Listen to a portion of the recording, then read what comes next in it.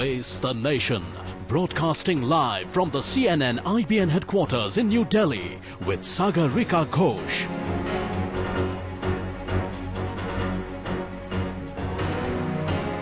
Hi there, welcome to Face the Nation, the show that gets you face to face with the top stories of the day. Here's what's up on our show tonight.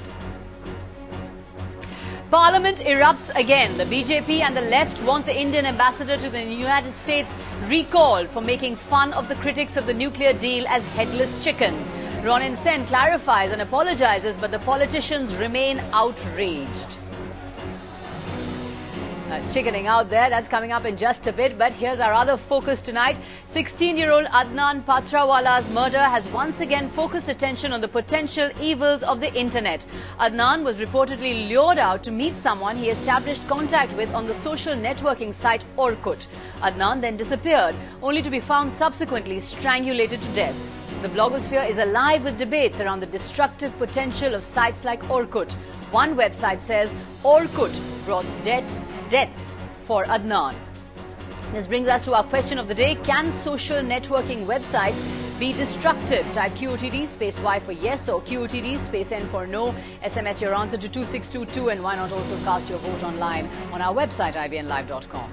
Start voting on the question of the day. We'll get you the results later in the show. Through the show, first a quick look at what else is making the news tonight. Dr. Mohammed Hanif can return to Australia to work if he wishes to. A federal court in Australia has restored his work visa, but the Australian government will appeal against the ruling. Sanjay Dutt is spending one more night in Pune's Yerawada jail despite getting interim bail on Monday. This because Dutt's lawyer received the certified copy of the Supreme Court bail order only late on Tuesday evening. And BCCI has sacked Kapil Dev as the chairman of the National Cricket Academy for aligning with ICL. The BCCI's working committee, which met in Mumbai today, also decided to increase the prize money for all domestic tournaments to rupees 4.2 crore. Time now for the top story on Face the Nation. Already under pressure on the Indo-US nuclear deal, there was more storm in the government's teacup. Once again, Lok Sabha and Rajya Sabha are up in arms over an allegedly mocking remark made by the Indian ambassador to the United States, Ronin Sen. He said the fuss over the Indo-US nuclear deal was like headless chickens looking for a comment everywhere on the deal. His clarification and apology that the remark was directed towards journalists and not towards parliamentarians has had no impact in assuaging political temperatures. Sumit Pandey reports.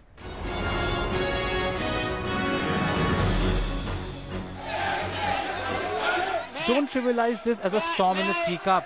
Ladies and gentlemen of this august house have been affronted by an ambassador calling them headless chickens.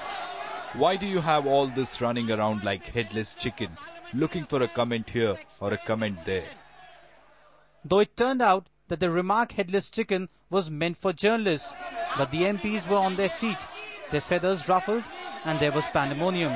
He should be recalled and he should be called before the bar of the parliament and be admonished. The government could have done without this controversy as it faces stiff opposition from the left parties on the nuke deal.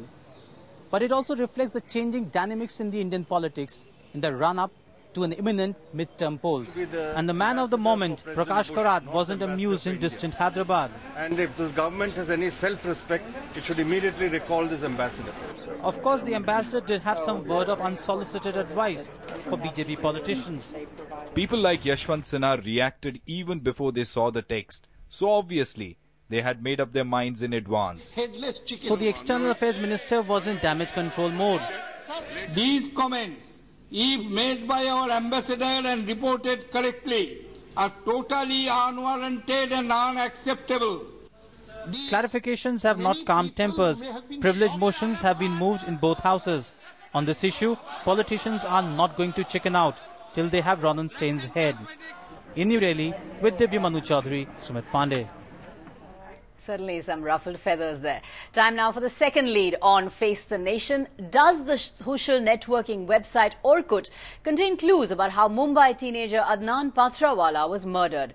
Sujit Nair, Ayush Bhatt and Himesh Ambavat were arrested in connection with his murder.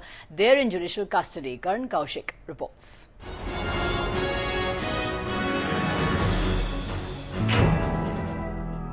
Master me not the killer or else I'll die, reads the banner headline on the Orkut profile of the mysterious Angel D. the girl who could be one of the reasons behind the tragic death of 16-year-old Adnan Patrawala, who was allegedly abducted and later murdered by his own friends.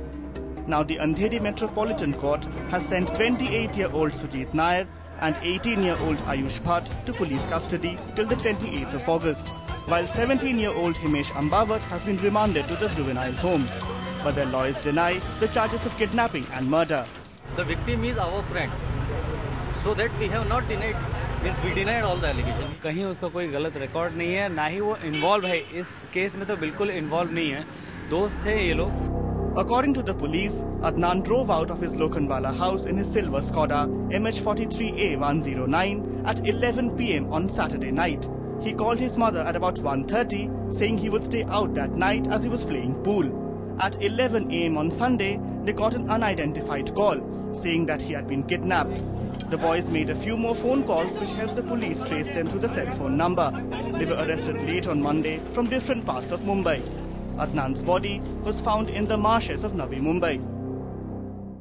Meanwhile, Adnan's awkward profile has received over 5,000 scraps in the last 24 hours, mostly offering sympathy to his family. Angel D has not been so lucky. Her profile is full of hate mail, also running into thousands. With Karan Kaushik in Mumbai, in New Delhi, Satyarth Naik. The evils of the internet. Should social networking sites like Orkut be banned? Do they have a destructive potential? To try and discuss this and find some answers on our panel tonight, Rashmi Bansal, she's a blogger and she's editor Jam magazine. We also have Dr. Anjali Chabria, she's a psychiatrist. Both of them are joining us from Mumbai, and right here in our Noida studio, we have Karnika Seth, she is a cyber law expert. Thanks all very much for joining us. Let's get into Crossfire.